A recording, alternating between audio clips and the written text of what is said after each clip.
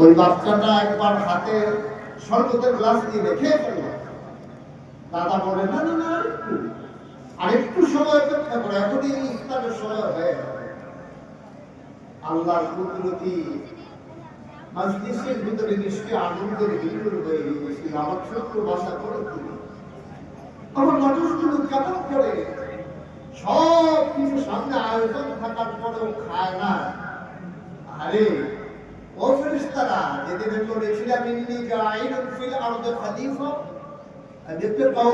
আমি একটা সম্প্রদায়ের মানুষ বানাতে চাই, সেদিন তোমরা বলেছিলে মানুষ বানানোর দরকার নাই, ওরা মারামারি করবে, কাটাকাটি করবে, ঝগড়া বিবাদ করবে, আপনার বিধান মানতে চাইবে না, আপনার মাকবুল বান্দা হবে না, ওরা বেহায়াপনায় লিপ্ত হবে, ওরা অসৎ আচরণ করবে, মন্দ কাজে তারা জড়িয়ে যাবে। সুতরাং মানুষ বানানোর দরকার নাই। আল্লাহ বলেছিলেন, ইন্নী আ'লামু মা লা তা'লামুন, আমি যা জানি তোমরা তা জানো না। আল্লাহ ডেকে বলল, ও ফেরেশতারা, আমি যে মানুষ বানাতে চেয়েছিলাম, তোমরা যে না করছিলা, একটু তাকায় দেখো তো মানুষগুলা কি করে। সামনে পানিও আছে, পিপাসায় বুক ফেটে যাচ্ছে, খায় না। সামনে মজার খাবার আছে, খোদার জ্বালায় পেট চুঁচু করে, খায় না। কেন খায় না? কেন তারা পান করে না? আল্লাহ তাদের কাছে ভয় পায়। সুবহানাল্লাহ বলবেন না? আপনাকে ভয় পায়। কেউ কাউকে পাহারা দেয় না, কিন্তু আপনাকে তারা ভয় পায়। আল্লাহ বলবেন, ও আচ্ছা, তারা আমাকে ভয় পায়, তারা কি আমাকে দেখেছে? না, আপনাকে তো দেখে নাই। তাইলে তারা ভয় পায় কেন? তারা আপনার নবীর কাছে এই কথাগুলো শুনেছে। তারা কি আমার নবীকে দেখেছে? না, তারা তো আপনার নবীকেও দেখে না। আমি আল্লাহকে দেখলো না, আমার নবীকে দেখলো না। তারা শুনে শুনে এমন ভয় পায়। তারা কিসের ভয় পায়? আল্লাহ তারা জাহান্নামের ভয় পায়।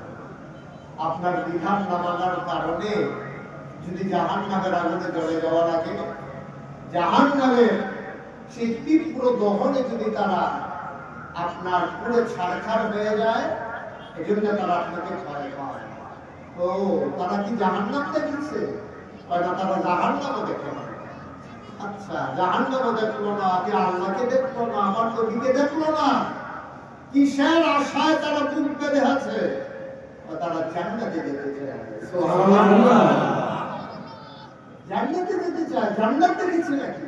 ওরা জান্নাতে ওলামায়ে কেরামের কথা শুনেছে, কোরআন হাদিস পড়ে পড়ে শুনেছে, সে অবিও সুদা পান করবে জান্নাতে, আনন্দের হিল্লোলে অবগাহন করবে জান্নাতে, জান্নাতের মাঝে তারা আনন্দ হলো দিন কাটাবে, জান্নাতের নাজ নিয়ামত তারা ভোগ করবে, দুনিয়ার সকল ক্লেশ, দুনিয়ার সকল ভেদাভেদ থেকে দূরে গিয়ে তারা জান্নাতের অবিও সুদা তারা পান করবে, জান্নাতের আনন্দে তারা অবগাহন করবে। এই আশায়, এই প্রত্যাশায় তারা দিন কাটায়। তারা সামনে খাবার থাকার পরেও খায় না, শরবত থাকার পরেও তারা পান করে না।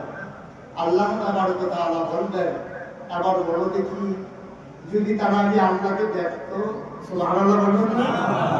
যদি তারা আমার নবীকে দেখতো, যদি তারা জান্নাত দেখতো, জাহান্নাম দেখতো, তারা জাহান্নামের ভয়ে তারা দুনিয়ার সমাজ ত্যাগ করে, সবকিছু ফেলে দিয়ে তারা আমি আল্লাহকে ডাকার জন্য একাকী নির্জনে নিভৃতে জঙ্গলে বসে বসে আমি আল্লাহকে শুধু ডাকতো। সুবহানাল্লাহ।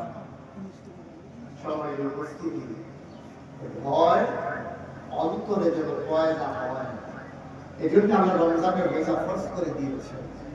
তো রমজান শুধু ভয় পেয়েছি, আমরা সামনে ইফতার থাকার পরেও খাইনি, দুধ মাখা ভাত সেহরির সময়কে নিয়েছে, সারা জীবনের একটা অভ্যাস।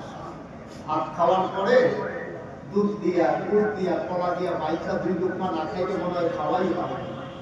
আপনি সবাই করে ফেলেছেন, দুধ দিয়া, কলা দিয়া, একবারে খেজুরের গুড় দিয়া মেখে শুধু লুকমা দিতে। লোকমাটা মুখের কাছে নিয়ে এসেছে, মসজিদের মিনার থেকে ঘোষণা আসছে সময় শেষ। আপনার লোকমা উপরে যায় না নিচে নেমে আসে? সুবহানাল্লাহ বলবেন? সুবহানাল্লাহ। কতক্ষণ এত প্রিয় খাবার, মজার খাবার মাখা হয়ে গেছে। কিন্তু যখন মসজিদের মিনার থেকে ঘোষণা আসলো আর খাওয়া যাবে না, সময় শেষ, আপনার লোকনাটা উপরে উপরে নিচে নেমে গেল। এই ভয়টা শুধু সেহরির সময়ের জন্য আল্লাহ সৃষ্টি করতে চান না। শুধু ইফতারের সময় আপনি আযানের জন্য অপেক্ষা করবেন এই জন্য চায় না। আল্লাহ চান আপনার সকাল থেকে সন্ধ্যা, আপনার রান্নাঘর থেকে সংসদ ভবন, আপনার ইন্টারন্যাশনাল রিলেশন, আপনার জীবনের শুরু থেকে আপনার জীবন সায়ান্ন, আপনার ঘুম থেকে উঠে ঘুমোতে যাওয়া, আপনার ব্যক্তি জীবন, আপনার পারিবারিক জীবন, আপনার সমাজ জীবন, আপনার রাজনৈতিক জীবন, আপনার অর্থনৈতিক জীবন, মানুষের সাথে মানুষের সম্পর্ক, স্বামীর সাথে স্ত্রীর সম্পর্ক, বাবার সাথে সন্তানের সম্পর্ক, ইমামের সাথে মুসল্লির সম্পর্ক, পীরের সাথে মুরিদের সম্পর্ক, দোকানদারের সাথে কাস্টমারের সম্পর্ক, নেতার সাথে কর্মীর সম্পর্ক, শ্রমিকের সাথে মালিকের সম্পর্ক, সব জায়গায় সকল ক্ষেত্রে প্রতিটা মুহূর্তে ওই ইফতারের সময় যেমন ভয় পেয়েছিলেন, সেহরির সময় যেমন ভয় পেয়েছিলেন, এমন ভয় অন্তরে নিয়ে জীবনের প্রতিটি মুহূর্ত কাটানো, এইটাই হচ্ছে রোজার মূল শিক্ষা। বলেন সুবহানাল্লাহ। আপনি তো ভয় পেলেন সেহরির সময়, ইফতারের সময়, কিন্তু রিক্সাওয়ালাকে ভাড়া কম দেওয়ার সময় তো ভয় পেলেন না। আপনি শ্রমিককে ঠকানোর সময় তো ভয় পেলেন না। আপনি তো জমিনের আইন ঠেলতে ঠেলতে আরেক জমিনে ঢুকে যাওয়ার সময় তো ভয় পেলেন না। আপনি তো ফাইল আটকাইয়া ঘুষ খাইতে আপনি তো ভয় পেলেন না। আপনি জনগণের ভোট নিয়ে জনগণের অধিকার জনগণের কাছে পৌঁছে দেওয়ার ক্ষেত্রে আপনি তো ভয় পেলেন না। আপনি তো নিজের স্বার্থ হাসিল করলেন, আপনি নিজের পরিপূর্ণতা আপনি কি করলেন, নিজের জীবনে নিয়ে আসলেন। আপনি জনগণের খাদেম হয়ে আসলেন, জনগণের উপরে জালেম হিসেবে আপনি আবির্ভূত হলেন। আপনি ছিলেন একরকম, আপনি হয়ে গেলেন আরেক রকম। রমজানে আপনি ছিলেন ভীত সন্ত্রস্ত ভয়ে কম্পমান একটা মানুষ। রোজার মাস যখন শেষ হলো, আপনি ফজরের নামাজ পড়তেই ভুলে গেলেন। এইভাবে যদি আমার 54 বছরের জীবনে আমি মুশতাক হয়ে যাই, আমার 54 বছর অতিবাহিত হয়ে গেল, 54টা রমজান গেল, 54টা ঈদুল ফিতর গেল, 54টা ঈদুল আজহা গেল, আমি শরবত নিয়ে বসেছিলাম কত বছর, আপনি আমি খাবার নিয়ে বসেছিলাম কত বছর।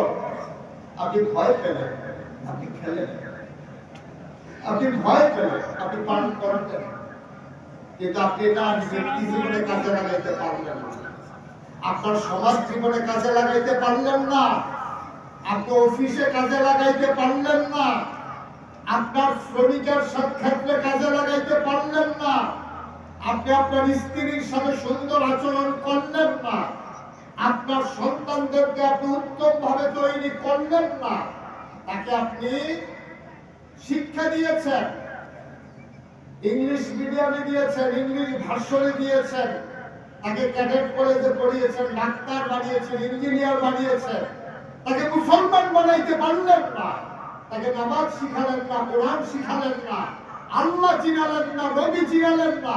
তাইলে রমজান আসলো আর গেল, ঈদের নামাজে সেজে আসলেন, সুগন্ধি ব্যবহার করলেন, নতুন কাপড় পরলেন, আল্লাহ রাসূল বলে দিলেন শীতকে আসার কথা।